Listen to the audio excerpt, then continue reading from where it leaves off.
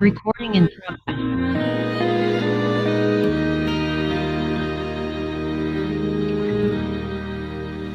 Eu te agradeço, Senhor, pelo carinho, pelo amor, pelo cuidado que tens por mim.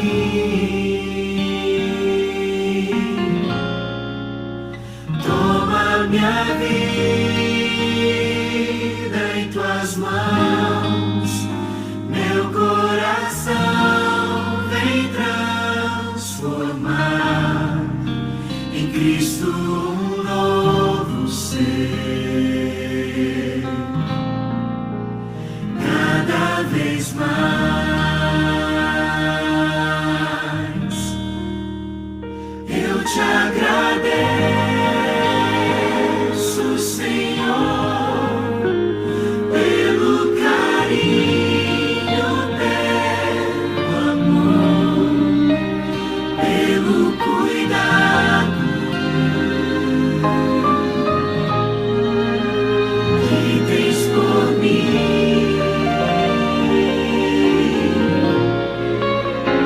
Toma minha vida em tuas mãos, meu coração vem transformar em Cristo um novo ser, cada vez mais.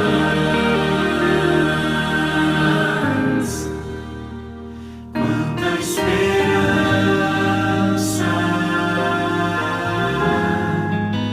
santa harmonia.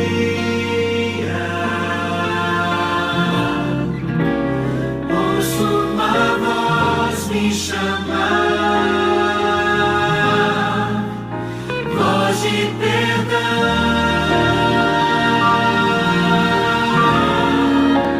brilho celestial,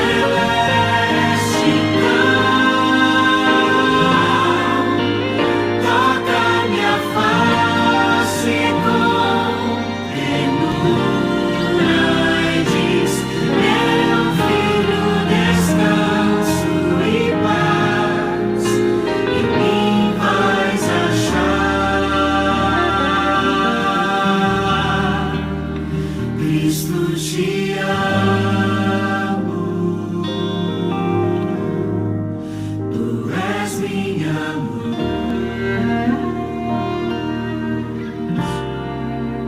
Eu te agradeço,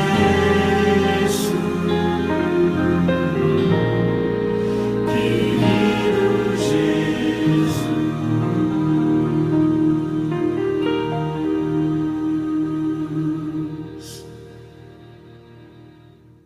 Amém. Que bonito, né? Amém. Vamos orar então para nós começarmos. Continuarmos, Amém. aliás, o estudo da semana passada. Hoje é 17 de janeiro de 2026. A semana passada, no dia 10 de janeiro, nós começamos essa série que vai terminar no Apocalipse. Então, se você perdeu, Estela está gravando para passar para aqueles que querem aprender as profecias a partir do Gênesis. Eu vou fazer voltar rapidinho aquilo que nós falamos, ou pelo menos algumas coisas que passam agora pela minha mente, que eu recordei, e vamos avançar aí no Gênesis 3, e eu penso que hoje nós vamos ter um tempo menor de explicação para nós encerrarmos inicialmente essa parte aí que é importantíssima dentro do estudo de Daniel e Apocalipse. Quem diria, né? Mas é como eu digo constantemente, a Bíblia é um quebra-cabeça, você não pode desprezar nenhuma peça. Senão, quando você terminar de montar ali o quebra-cabeça, você vai falar, uai, mas por que isso aqui não está encaixando? Porque usou de forma errada. E nós estamos trabalhando e pedindo a orientação e a condução do Espírito Santo para que a coisa esteja correta, esteja bem. Então, vamos orar. Obrigado, Senhor, por mais uma manhã, por mais um sábado que o Senhor nos presenteia, pela oportunidade de estarmos juntos para ouvir a Tua voz. Nos ajude, nesse instante, só a Tua palavra tenha sobre nossas mentes total poder. Claro que teu Santo Espírito, Senhor, vai nos conduzir para que nós entendamos na tua palavra as verdades que estão apresentadas aqui.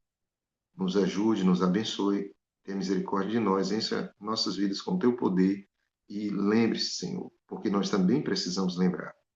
A tua palavra, Gênesis, por exemplo, está a muitos anos de distância da nossa era.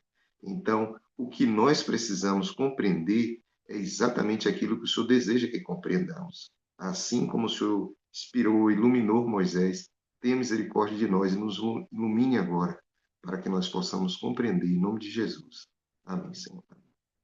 Bom, vamos lá destacar aquilo que nós conversamos a semana passada. E eu chamei a atenção, falei, ó, não esqueçam que na Bíblia, porque isso nós vamos precisar quando eu estiver estudando as profecias, quando a Bíblia diz assim, ó, tarde e manhã, a Bíblia está falando de um dia de 24 horas. E aí eu pedi para vocês, no Gênesis capítulo 1, observar que é isso que está escrito em Gênesis 1:5.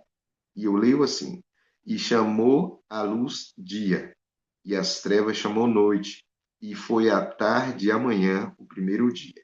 Essa mesma coisa você vai ler também no versículo 8, que diz assim: E chamou Deus a expansão céus, e foi a tarde e a manhã o dia segundo. Ó, eu também comentei com vocês que eu preciso que vocês perguntem na hora que surgir a dúvida, que não vamos deixar a dúvida para frente, justamente porque pode acumular e um assunto que eu posso estar falando aqui, que depende daquela primeira dúvida que você não esclareceu, vai complicar depois para que você entenda. Versículo 13, e foi tarde, manhã, o terceiro dia. E assim você vai encontrar em todo o Gênesis, no capítulo 1, tarde, manhã, até dar a entender com essas repetições que Deus queria que nós soubéssemos disso. Ah, professor Coragem, e quando é sacrifício? Como é que a Bíblia vai dizer? Então, vamos lá para o livro de Êxodo, capítulo 29. Então, quando é dia, chama-se tarde e manhã. E quando é sacrifício, como é que a Bíblia trata isso? Êxodo 29, 39.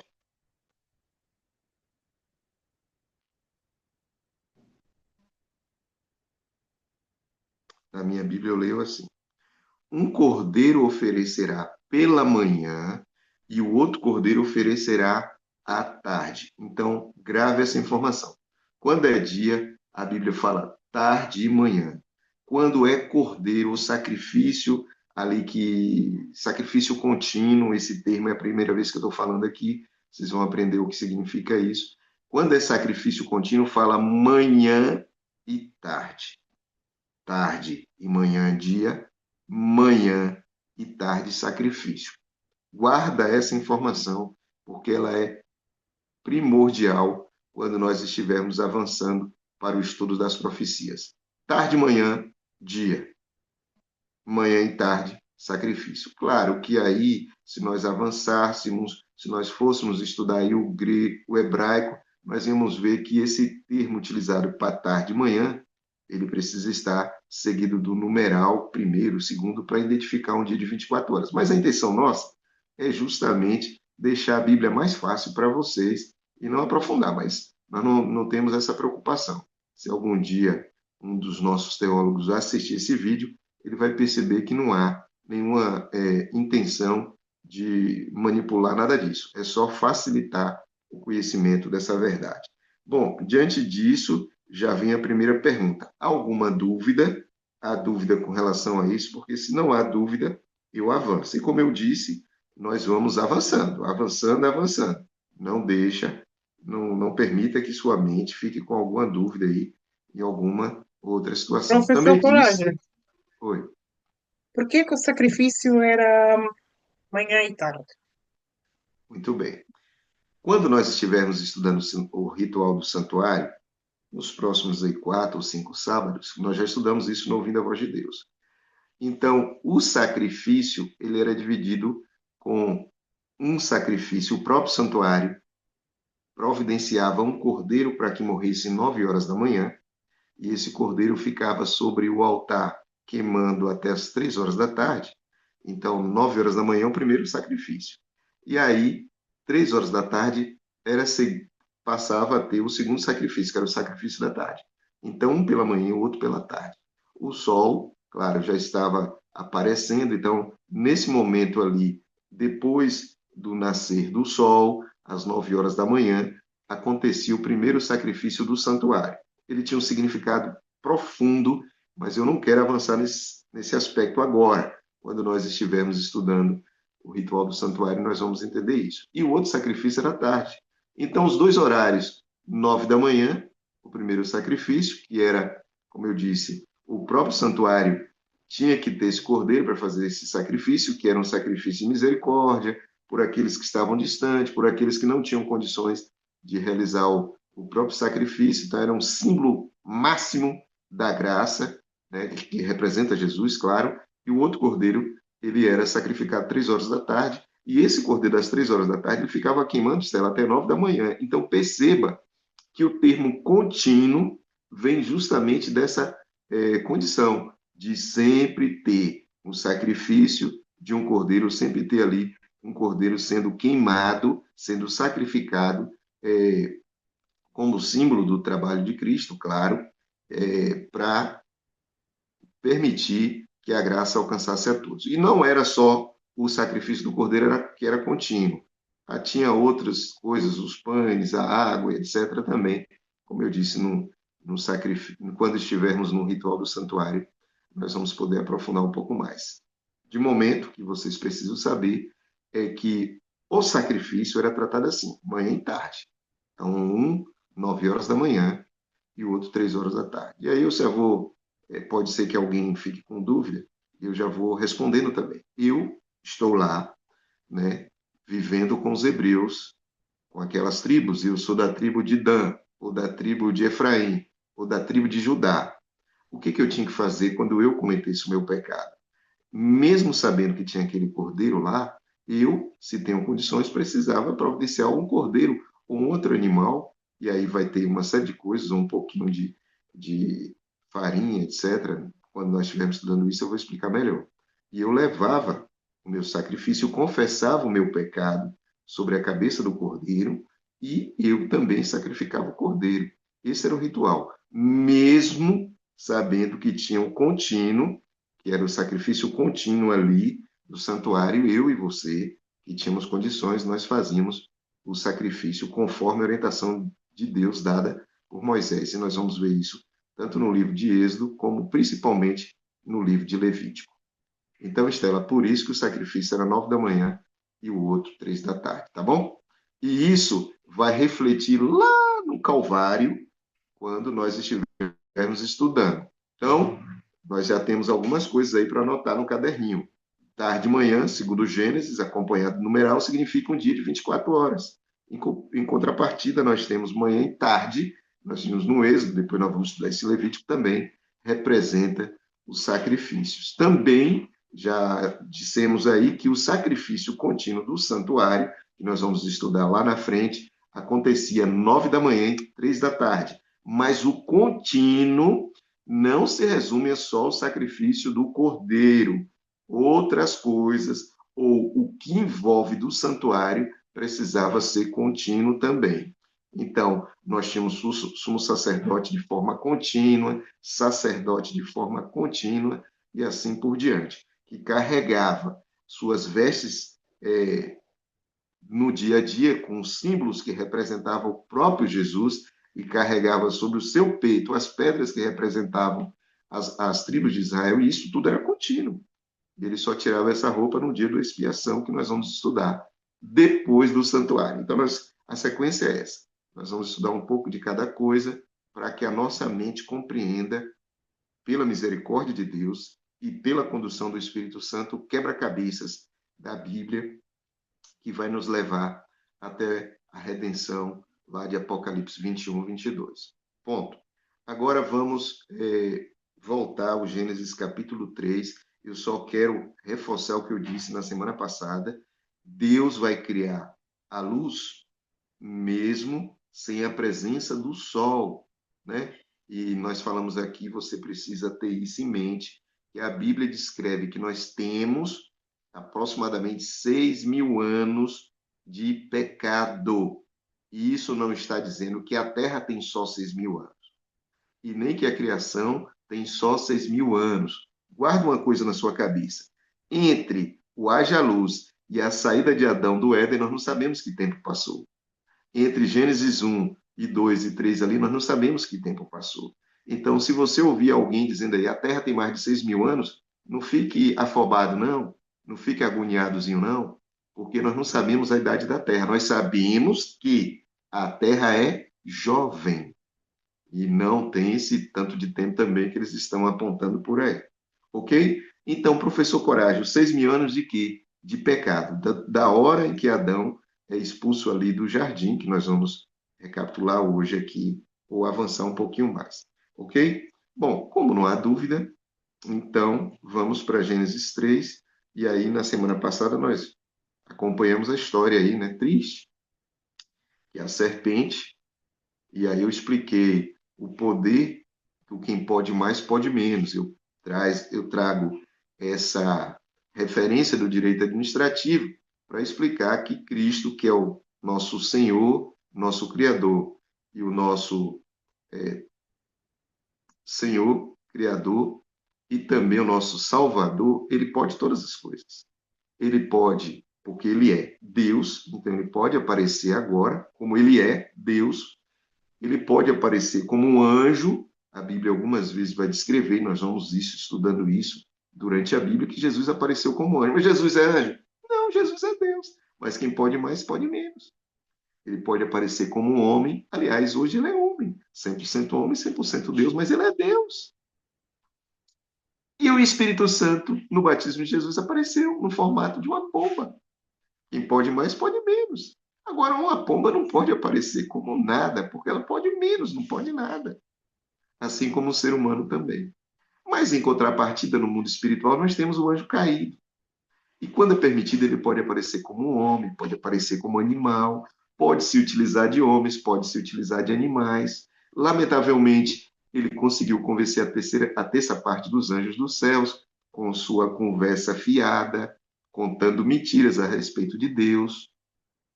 E aí o que aconteceu? Ele foi expulso do céu e agora, apesar dele não ter poder absoluto no reino espiritual, quem pode menos, pode menos. E não pode mais se não for permitido. Isso significa que em algum momento você vai ver alguém dizer assim, eu estava conversando, principalmente as pessoas, e eu contei a experiência, né? A minha experiência, meu avô que tinha uma era macumba, né, que ele fazia, com todo respeito a essa religião, etc. Mas ele, volta e meia, dizia que via gato, via cachorro, conversava com isso, etc. Ouvia falar, né? Então a gente se assustava, eu era garoto, me assustava, mas hoje, compreendendo a Bíblia, a gente sabe que o inimigo, quando Deus permite, porque aí que tem um detalhe, Deus é que está no controle de todas as coisas, ok? Muito bem, vocês vão ver ao longo da historicidade bíblica algumas cenas assim. Já dei exemplos para vocês. A Bíblia, quando nós estudamos, vai dizer que Abraão viu 3 homens, e na realidade ali estavam 2 anjos de Jesus. Só para que você relembre dessa situação. Então, os anjos podem aparecer como homens, se Deus permitir. Bom, agora aqui Satanás se utiliza da serpente. Havia um animal mesmo, serpente, e ele se utilizou da serpente. E aí ele traz uma mensagem diferente para Eva. E nós fizemos a comparação da mensagem que ele falou, da mensagem de Eva e da mensagem de Jesus, tudo diferente. Deus não disse para Eva em nenhum momento, não toque, mas ela disse isso para a serpente. Nós aprendemos que Eva não poderia estar longe de Adão. Infelizmente, aconteceu o que nós sabemos. E como nós já falamos isso semana passada, vamos avançar aqui para o resultado desse episódio. Bom, no versículo 8, diz assim, eles ouviram a voz de Deus que passeava pela viração do dia. Grave essa informação. Um Deus que passeia, um Deus que caminha, um Deus que está ali caminhando. essa expressão será utilizada pelo inimigo em Jó capítulo 1 e também no capítulo 2, dizendo que ele estava caminhando ao redor da terra. Isso significa o quê? Que o jardim do Éden, ou ali onde Deus estava caminhando, era, claro, o lugar onde Deus estava com uma certa, ou constante, porque nós sabemos que Deus ele é onisciente, onipresente, onipotente. Satanás vai utilizar esse termo de forma irônica com Jesus, lá no livro de Jó. Isso significa que ele está dizendo para Jesus que a terra é dele. E nós sabemos que a terra tem um dono, tem um proprietário, e esse dono, esse proprietário é Jesus Cristo. Repito, nosso Criador, nosso Senhor e nosso Salvador. E aqui, quando Adão ouve, quando Adão percebe a presença de Deus, ele e Eva se esconderam. E Deus agora vem e faz com Adão e Eva o que faz conosco que estamos aqui. Fulano, onde estás? Será que Deus não sabia onde Adão estava? Será que Adão e Eva realmente estavam convictos que eles conseguiram se esconder da face do Senhor? É interessante que esse episódio vai se repetir na vida de Jonas. E Jonas agora tenta se esconder não mais atrás de uma árvore, mas tentando fazer o caminho contrário. E Deus vai até Jonas. Mas também há outro personagem da Bíblia que você não percebe, mas que ele também tentou se esconder da face de Deus, Pedro. E ele tentou se esconder no meio da multidão. E o olhar de Cristo encontra Pedro. Não tem como fugir da presença de Deus. Mas Adão tentou. E olha só o que o pecado faz. Isso aqui é interessante, Stella. E eu gosto de entender a Bíblia assim. Porque quando Adão peca, ele tem o mesmo sentimento que eu tenho hoje, em 2026, cerca de 6.000 anos desse episódio. A primeira coisa é que quando você percebe que você pecou, você tenta correr de Deus. E aí o inimigo chega para você, ele te incentiva a pecar, e depois ele fala, pode esconder, amigo. Ele não gosta de você. Ó, acabou. E aí Jesus Caralho, fala, caralho, se hoje em dia o nosso nome estivesse na Bíblia, estaria lá Estelas, escondeu-se de Deus durante não sei quantos anos, verdade, não verdade. é? E aí Deus falou, onde está Adão? Porque ele que busca, nos busca, né? Ó, isso vai se repetir na Bíblia, gente. Presta atenção. O homem peca, o homem esconde, o homem desculpa. Presta atenção na sequência. Aí, e aqui tem um detalhe que eu preciso trazer para vocês, que é algo que nós vamos estudar mais à frente. Vocês perceberam o que está acontecendo aqui? Houve um pecado. O céu todo ficou sabendo do pecado. Mas Deus vai pessoalmente, e esse Deus é Cristo, investigar. Então, o primeiro passo de qualquer do juízo celestial é a investigação. Vou lá. Por que eu vou lá? Porque, apesar de Deus ser onisciente, onipotente, onipresente, os anjos não são. Então, o juízo de Deus é extremamente transparente. Ninguém pode ficar com nenhuma dúvida de nada de que Deus faz. E ele chegou e falou: Adão, você está onde? E Adão responde para ele assim: Ó Senhor, ouvi a sua voz soar no jardim. Claro que essa tradução em português pode não ser a mais, digamos assim, real, mas eu gosto de imaginar Jesus entrando no jardim, bem tranquilo, sabe? E ele falou: ouvi a sua voz. Ou então Jesus entrando cantando, né? Cantando um hino. Jesus e aí, Adão ouviu aquilo e falou: é ele, ó. Eu não sei vocês se já tiveram a felicidade que eu tive, né? Como eu já contei para vocês, meu pai faleceu, eu só tinha 3 anos, então não tenho memória nenhuma. Mas eu sabia quando meu avô estava chegando. Meu avô gostava de cantar, gostava de assobiar, ele era um homem alegre. Então, ó, quando o vovô se aproximava, a gente sabia. Adão também. Alguma característica especial do divino Deus chamava a atenção de Adão. E naquele dia, o start. O start, Estela, que era para ele correr para a porta do jardim, para abraçar, beijar, passar a mão no cabelo de Jesus. E falou: Jesus, hoje foi bom demais. E Jesus visitava Adão na viração do dia, a partir das 3 horas da tarde. Olha o sacrifício das 3 horas da tarde, lá no santuário, tá vendo as conexões bíblicas? Então, nesse dia, quando Jesus chegou, Adão não estava na porta, tinha escondido. Jesus falou assim: Adão, você está onde? Olha que pergunta aparentemente boba. Sabe qual era a intenção de Jesus? Abrir o diálogo com Adão, porque Adão estava agora em pecado. Triste. Ele falou: Senhor, quando o Senhor entrou aqui cantarolando, eu ouvi e ó, escondi. Aí Jesus, como assim? Eu tive medo. A primeira coisa que o pecado faz na minha e na sua vida é nos deixar com medo. Até hoje. Lembra quando você fez alguma coisinha? Pode ser uma coisa assim, por exemplo, falar mal de alguém. E aí a pessoa descobriu, a primeira coisa que você teve é medo. Meu pai, e agora? Medo. É o primeiro sentimento. Por isso que lá na frente nós vamos descobrir que a primeira coisa que Jesus nos dá é paz. Então, algumas pessoas pensam assim, Stella, o contrário de paz é guerra. Não. O contrário de paz é medo na Bíblia. Então, Deus nos tira o medo, nos dando paz. Tem coisa melhor quando você se sente perdoado por Deus? Que paz.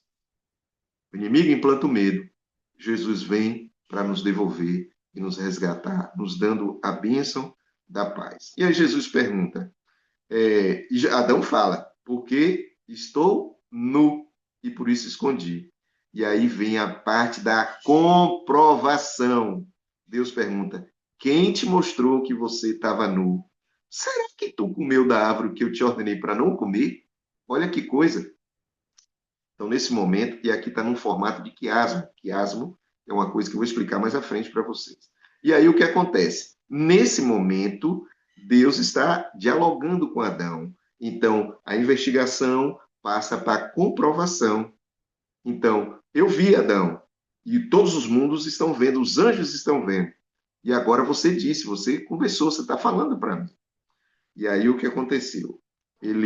Quando Deus perguntou, vem a outra característica de nós seres humanos. Adão disse no versículo 12, a mulher. Então Adão não disse, Senhor, eu pequei, Senhor, Jeová, me perdoe, Jesus, eu pequei. Você não vai encontrar isso aí em Gênesis 3. Pelo contrário, Adão faz a mulher. Nós não somos iguais? Eu falei mal dele sim, também ele fez isso e isso. Por que a gente não chega para Jesus e fala assim, Jesus, me perdoe, eu falei mal de Estela mesmo. Senhor, a culpa é minha, me perdoe.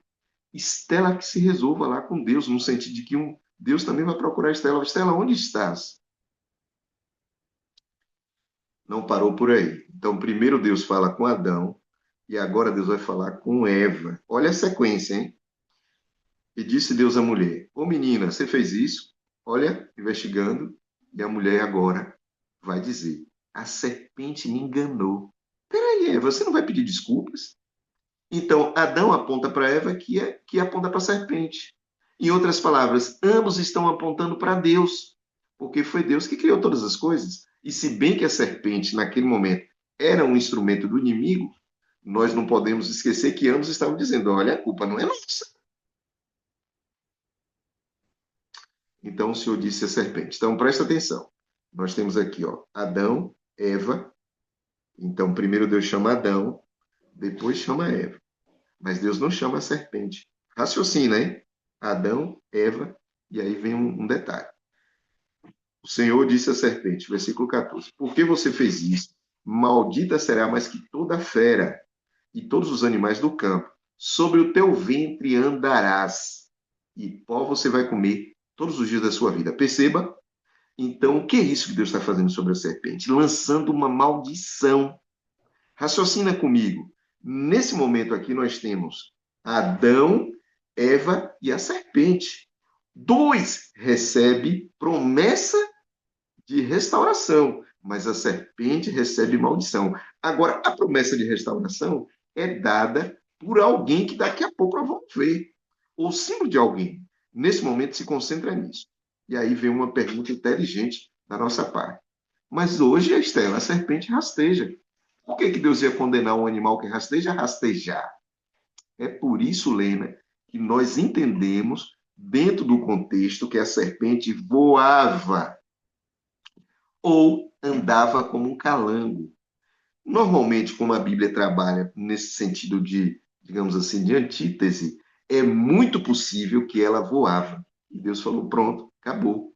A partir de agora você vai ser lançada na terra. E eu vou precisar desse texto quando eu estiver estudando com vocês Apocalipse 12.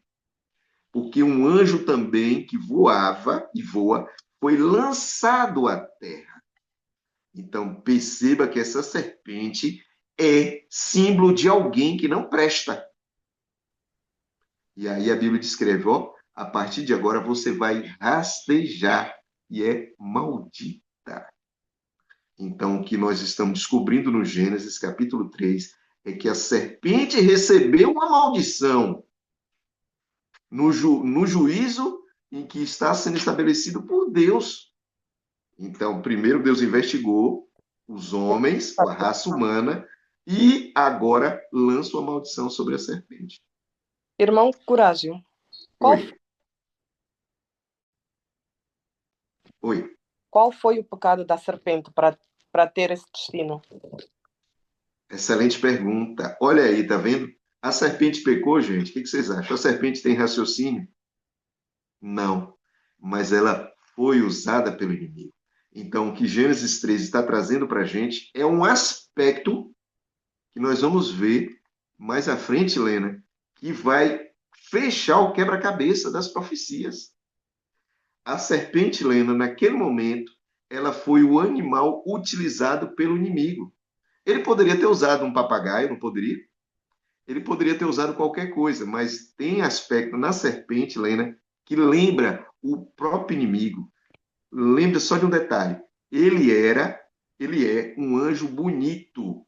Então ele quis pegar o animal também que tivesse características semelhantes, quem sabe até ao seu caráter. Entendi. E ele olhou para a serpente e falou: epa, gostei de tu. E vou utilizar você. Você é bonita, você voa, é sagaz, é astuta. Tinha característica dele mesmo. Assim como nós, né, seres humanos, que nascemos aí 6.000 anos depois desse episódio, temos muitas vezes interesse em um gatinho, um coelhinho. Normalmente esse animal vai dizer alguma coisa também a respeito de nós. Assim como Jesus, lá na frente, a Bíblia vai descrever Jesus como o leão da tribo de Judá. Então, nós temos aqui, já no Gênesis capítulo 3, a serpente sendo escolhida pelo inimigo. Não foi Deus que disse, você só pode a serpente. Ele escolheu, tá? E aí, ele na Bíblia, na maioria das vezes, identificado como a serpente. Lá em Apocalipse, isso vai se repetir. E aí, Deus chama agora Adão e Eva e diz, olha, a serpente estava ali. Porém, inimizade entre ti e a mulher. Então, Deus deixa isso claro. Satanás, não pense que a partir de agora os homens estarão juntos com vocês, anjos perdidos, completamente lutando contra o reino de Deus. Eu vou colocar inimizade entre vocês. Vocês não vão ser amiguinhos, não. De forma constante, né? Porque a semente da mulher, ou seja, o Messias que virá, ele vai ferir a cabeça da serpente. Mas antes de destruir a serpente vai morder o seu calcanhar. Em outras palavras, haverá uma luta cósmica iniciou no céu entre anjos e Cristo, anjos rebeldes contra Cristo, atacando o caráter de Deus.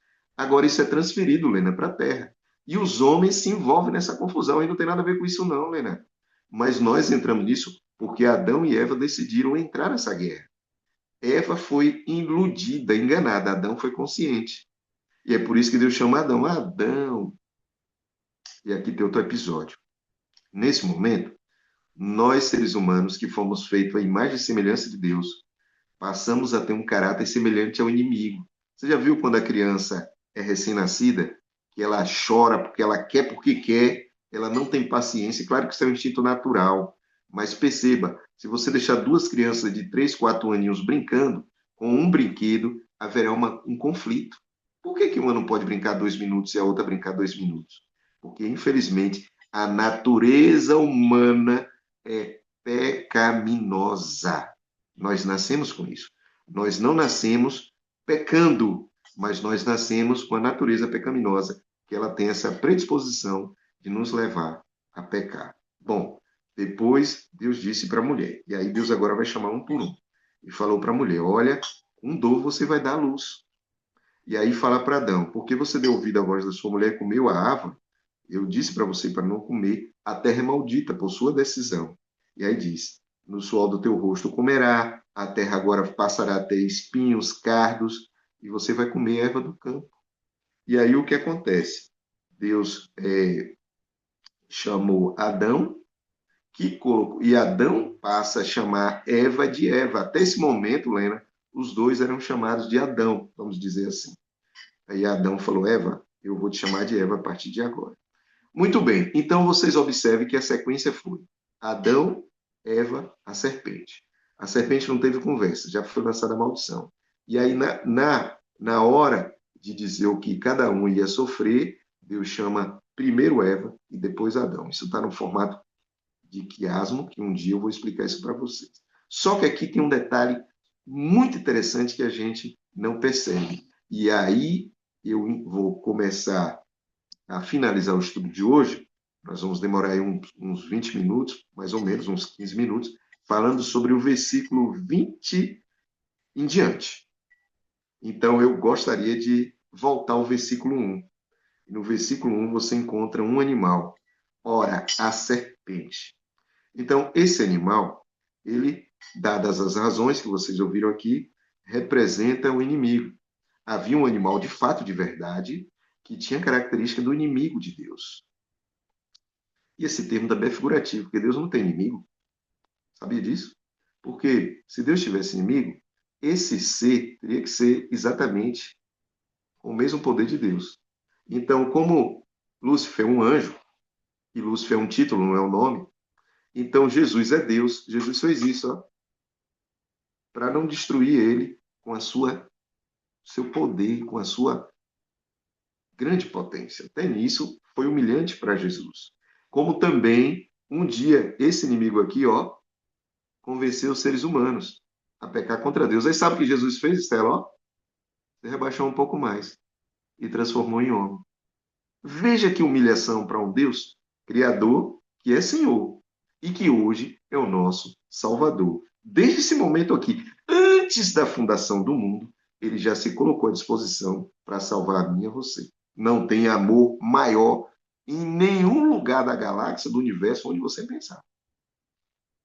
A propósito, lembra quando nós estudamos lá no Ouvindo a Voz de Deus, Lena, as grandes religiões do mundo? Só há uma religião que diz que o Deus veio morrer por nós. Nas outras, muitas nem há essa figura de um Deus absoluto ou de uma divindade nesse sentido. Piorou essa divindade morrer por um pecador. Só o cristianismo traz isso. Só no cristianismo, que tem a base fundamentada no judaísmo, é que nós vamos ver alguém que é poderoso, que é criador, que é Senhor, se colocando na condição de Salvador. Porque o ser humano estava completamente perdido. Atrás da árvore, vestido de folha de figueiras, eu esqueci desse detalhe, e abraçadinho com a mulher, porque ouviu a voz de Deus, que entrava no jardim. E eu comento, outra vez, que na hora que Deus entrou no jardim, ele provavelmente, de alguma forma, a minha mente, nós podemos entender que ele não entrou em silêncio, porque Adão ouviu, ou um cantarolar, ou um falar, um assoviar, alguma coisa assim, e ele e Eva se esconderam atrás das árvores. Já expliquei.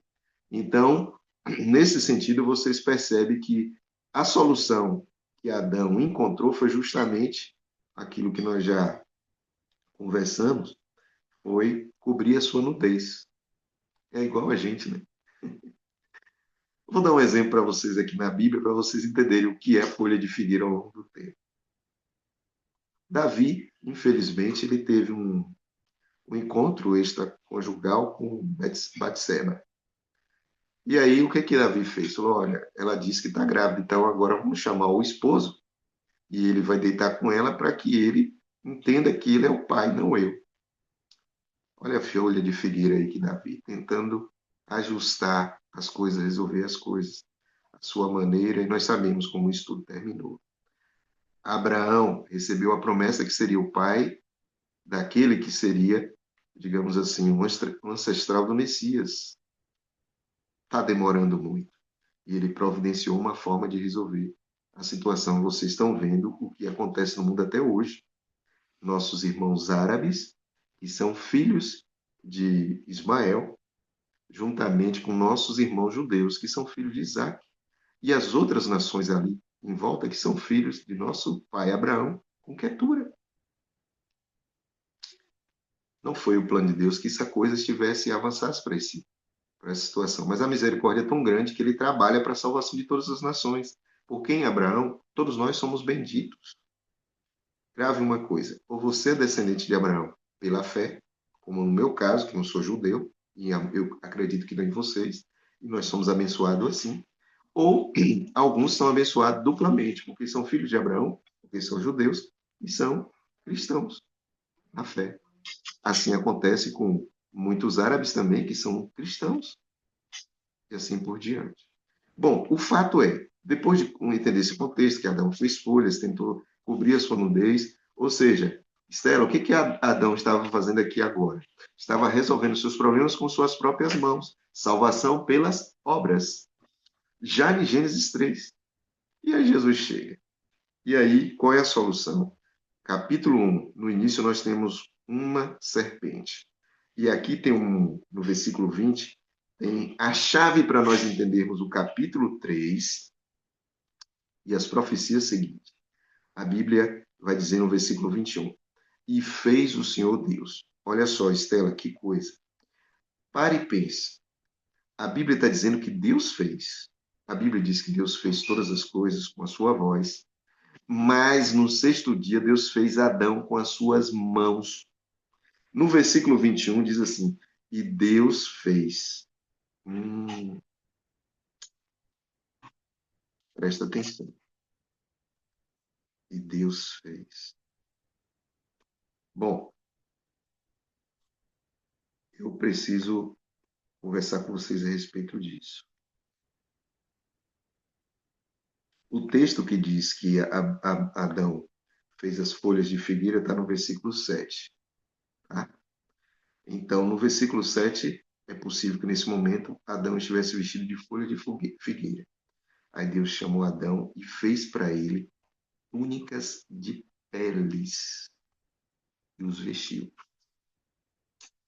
Quando eu leio isso, fica claro e salta aos olhos que naquele momento aconteceu, Lena, o primeiro sacrifício de cordeiro de toda a história da humanidade.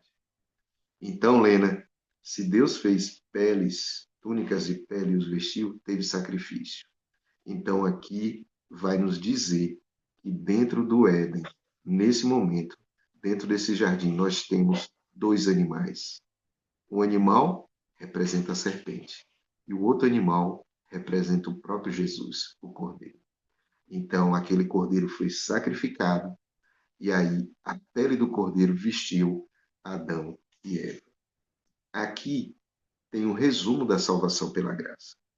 O que é a salvação pela graça? A salvação pela graça é: eu pequei, eu procuro perdão, Senhor. Eu pequei, Deus me procura, me dá a chance de pedir perdão. E quando eu peço perdão, a morte que era minha herança, lembra o que Deus disse? Certamente morrerás. Então, naquele dia, nesse fatídico dia, às 3 horas da tarde, a partir da viração do dia, a partir das 3 horas da tarde, Adão precisava morrer. Nesse dia, não morre nem Adão nem Eva, mas Deus providencia um substituto, que é símbolo de Jesus, que morreu na cruz. Porque a serpente havia contaminado os nossos pais, eles deveriam morrer. Não morreram, porque o cordeiro morreu no lugar deles. Laurentino. Irmão Coragem, eu tenho uma dúvida. Tinha uma dúvida nesse caso. O irmão Coragem acabou de frisar que essa era a herança, que certamente morrerás. Ao ler as passagens, eu pude verificar que ao longo dos anos a idade das pessoas que iam vivendo ia diminuindo por alguma razão. Por exemplo, Abel, Caim viveram 800 anos. Quando chegamos a Jacó, quando chegamos a José, já viveram muito menos anos. Havia alguma razão por trás disso? Boa pergunta, Laurentino. Claro que, e aqui, olha só a profundidade da pergunta dele. Só um detalhe. Nós não sabemos a idade que Abel morreu, porque a Bíblia não descreve, né? Mas Caim sim. Então, nessa trajetória bíblica, nós vamos observando que quanto mais longe do Éden, Laurentino, e da comida do Éden, e da presença do próprio Jesus, o ser humano foi ficando, ele foi definhando, a ponto de hoje, eu, por exemplo, já falei com Deus, eu quero viver, se Jesus não voltar até lá, eu tenho 50 anos, eu quero viver pelo menos mais uns 50. Eu acho que com 100 anos ainda vou ficar um velhinho durinho. Mas nós sabemos que a partir dos 70, 80 anos, o ser humano já está muito degradado. E aí a diferença, Laurentino, por exemplo, eu fui criado na roça. Então, pela manhã eu comia aipim, batata, eu comia leite tirado da roça, coalhada, comia requeijão. Então, mesmo comendo os alimentos que nós sabemos hoje que não são os mais saudáveis, era puro, natural. Então, não tinha uma, uma vacinação em massa no gado, por exemplo. Nós não comíamos nada que era muito comum, muito agrotóxico, não havia muito inseticida como há hoje. Então, a própria alimentação vai definhando o corpo humano. Eu li essa semana, até me assustei, de uma menina com um pouco mais aí de 20 anos, se eu não me engano, que morreu com câncer. Como assim? Está muito comum. Então, Laurentino, dois aspectos da sua pergunta, a resposta seria essa. Primeiro, a própria alimentação, os alimentos que naquela época eram outros, muito melhores. E não esqueçam que eles estavam ali sem passar por tanta mudança genética, por exemplo. Hoje, e já nos dias de José e nos dias de Abraão, como você muito bem comentou, eles também, Abraão vai morrer com um pouco mais de 170 anos, José com cento e poucos anos. Então, ali já começou a ter uma diminuição da idade. E isso foi chegando até os nossos dias. Lembrando que, até o dilúvio, nós vamos estudar isso, não havia uma autorização para comer carne de animais. O ser humano já comia, porque era contrário, mas isso não era permitido por Deus. Então, Deus permitiu, a partir do dilúvio, porque não tinham o que comer, né? Não tinha cereais, então eles podiam se alimentar de carne dos animais. Tudo isso ajudou, infelizmente, Laurentino, o ser humano em uma decadência tão grande na sua saúde física. Então, eu responderia sim, se uma pessoa como tu agora está questionando, são esses os aspectos que nos levam hoje a viver pouco tempo. E ainda tem um detalhe, hein? Quando você estuda a história de Moisés, por exemplo, de José, de Jacó, você vai ver que esses homens, Estela, eles morriam com idade avançada, mas com vigor. E hoje não. Hoje você pega aí um homem com 60, 70 anos, a depender da sua história de vida, se não praticou exercício, se não fez isso, se não comeu bem, já está acabado. Então, essa é a realidade e o que de fato aconteceu, Laurentino. Estela? Aqui no Salmo 90, versículo 9 e 10, também nos ajuda, né, a entender. Pois todos os nossos dias vão passando na tua indignação. Passamos os nossos anos como um conto que se conta. Os dias da nossa vida chegam a 70 anos e se alguns pela robustez chegam a 80 anos, o do orgulho deles é canseira e enfado, pois cedo se corta, vamos voando. Também nos ajuda a entender quanto tempo iremos viver, mais coisa, menos coisa, mas tem esse fator, não é? Que o Humano Coragem falou. Foi o pecado que fez essas coisas todas e Deus nunca nos criou para morrer, mas devido à consequência. Isso aí. Então, naquele momento, algumas pessoas me dizem assim, mas eles começaram a morrer naquele momento. Tá, mas a morte dita era a morte física. A morte que, infelizmente, nunca foi plano de Deus que passasse para o ser humano. Então, naquele momento ali, Laurentino, eles morrem, eles não morrem porque alguém vai morrer, o substituto morre no lugar. E aqui entra o plano da redenção exposto para Adão e Eva. Eles fazem um sacrifício. E eu quero contar uma história para vocês. Para entender a lacuna que há aqui, você tem que ir para o Êxodo, no dia da Páscoa judaica. E aí vocês vão entender como funcionava. Presta atenção, viu, Lena? Deus disse para os judeus, os hebreus, né, na época eram chamados de hebreus, que eles deveriam, Estela, no dia 10, separar o cordeiro. Então, no dia 10, Estela, ele separava o cordeiro e trazia para casa. Como você que tem na sua casa um gatinho, como você que tem, quem sabe, um cachorrinho. E aí eu pergunto para vocês, o que acontece dentro de casa quando chega um cachorrinho ou um gatinho? A meninada logo vai dar nome. Fulano, vamos chamar assim. Ele tem uma pintinha preta aqui, ele tem uma pintinha branca. Começa a dar nome. Daqui a pouco você vai olhar, o gatinho já está no colo de um. Não é assim? O cachorrinho já está passando a mão na cabeça, ele vem, fica ali ao seu redor, brincando. É assim que funciona.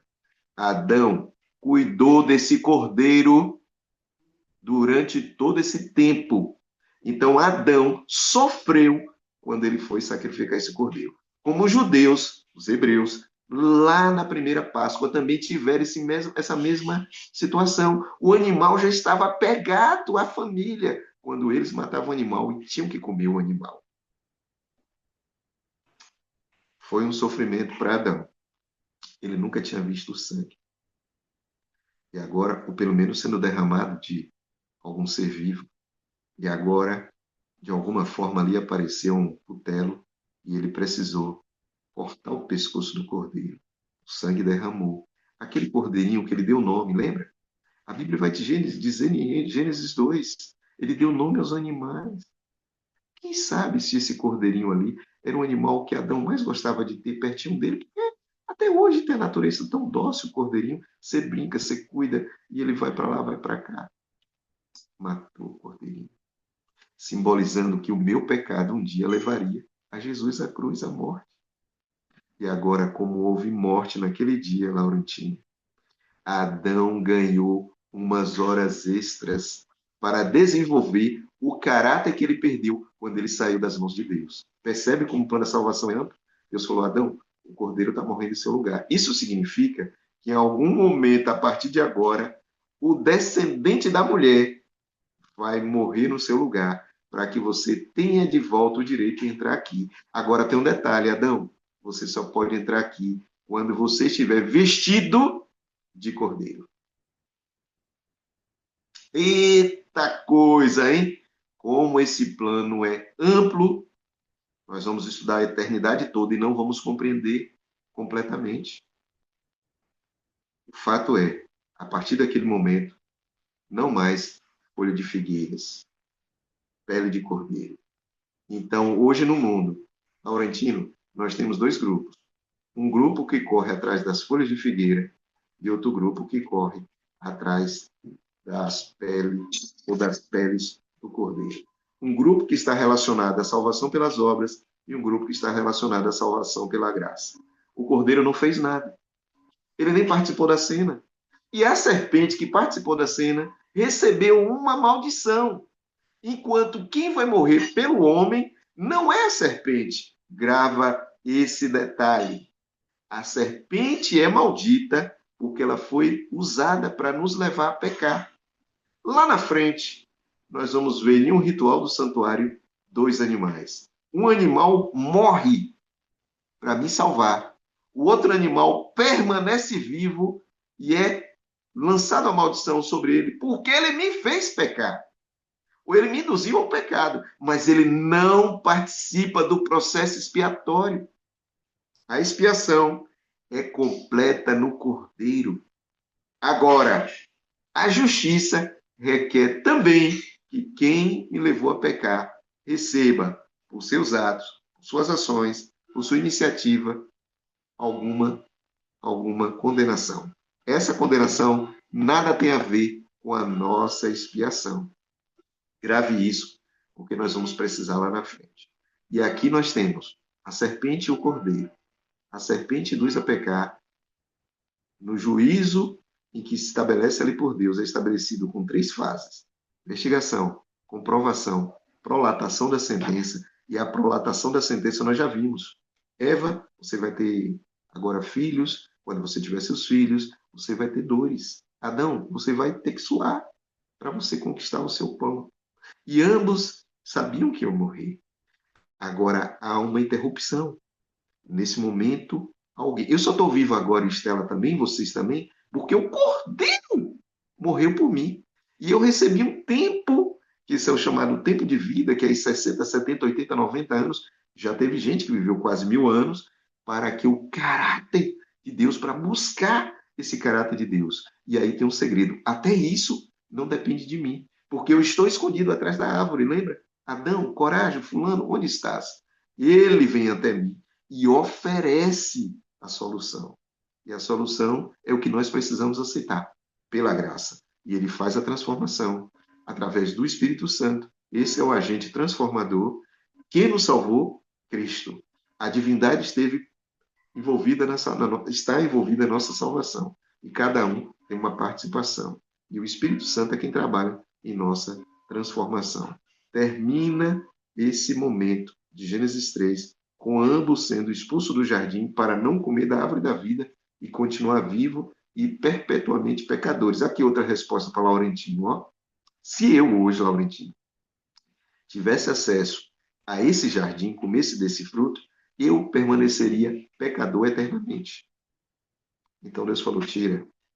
E eles foram expulsos do jardim. E a Bíblia vai descrever o seguinte, eles foram expulsos e eles foram colocados ali no oriente do jardim. Esse é outro termo que vai repetir muito na Bíblia. E ao oriente do jardim, está no versículo 24, Deus colocou 2 querubins. Porque está no plural, querubins. Então tinham pelo menos 2 para guardar o caminho da árvore da vida. Então aqui nós temos muitas informações que nós vamos precisar ao estudar as profecias, especialmente o santuário. 2 querubins, árvore da vida, para guardar o caminho, ficava ao oriente, e cordeiro que morre, que é sacrificado em substituição ao homem, para que nós estivéssemos livres do veneno da serpente, que recebe uma punição, mas não faz parte da expiação do ser humano. Quem nos expiou, quem nos protegeu, quem nos manteve, quem nos mantém vivo, é o nosso Senhor, nosso Salvador e o nosso Criador Jesus Cristo. Que Deus abençoe você. É isso que nós tínhamos para estudar hoje. Agora, se alguém quiser, lembrou de alguma coisa que quer perguntar, pode perguntar. E também não fique só nessa explicação e não fique só achando, não, professor Colar, estudo. Não, nós temos que estudar, temos que ouvir os nossos bons teólogos, eu recomendo. Pastor Rodrigo Silva, pastor Eleazar Domini, entre vários, né? Leandro Quadros, e recomendo o pastor Michel Suborges, só para dizer alguns, não estou dizendo que só são os 4. Vários outros. Nós temos pregadores maravilhosos, que são leigos, como a Maísa Ribeiro, que eu também recomendo, e vários outros que vocês devem conhecer. Estude, gente. Bíblia é para estudar. Olha o tanto que nós aprendemos hoje em Gênesis 3. Que Deus abençoe vocês. E que todos nós estejamos prontos. E aí eu faço um apelo. Que é você receber agora essas vestes do Cordeiro para ficar cada vez mais pelo trabalho do Espírito Santo, a imagem e semelhança de Jesus. Eu sei que você quer. Vou fazer oração. Depois, se alguém quiser fazer alguma pergunta ou algum comentário, pode ficar à vontade. Oremos então. Maravilhoso Deus, obrigado por tua palavra. Hoje, Senhor, estudamos um pouco daquilo que está escrito em Gênesis 3. Quão amplo é, Senhor. Nos ajude, nos abençoe, nos conceda o teu Santo Espírito. Obrigado pela salvação, pelo ministério, pelo sacrifício de Cristo, pelo trabalho do Espírito Santo, porque o Senhor, nosso Pai, nos ama. E isso nós vemos todos os dias. Água para beber, comida para comer, misericórdia que nos alcança, Deus. Obrigado, Senhor. Nós podemos fazer nossas necessidades com autonomia. Obrigado, Senhor. Obrigado por tudo, pelas grandes bênçãos, pelas bênçãos comuns e pelas bênçãos especiais. Tenha misericórdia, nos dê um coração grato e nos ajude a cada vez mais caminhar sob a direção do Teu Espírito, para que um dia nós estejamos, pela misericórdia de Cristo, pronto, segundo a Tua vontade, para ir para o céu. Nós te agradecemos e te oramos em nome de Jesus. Amém, Senhor. Amém. Que Deus abençoe você. Amém. Amém, amém. Amém, Bênção. amém.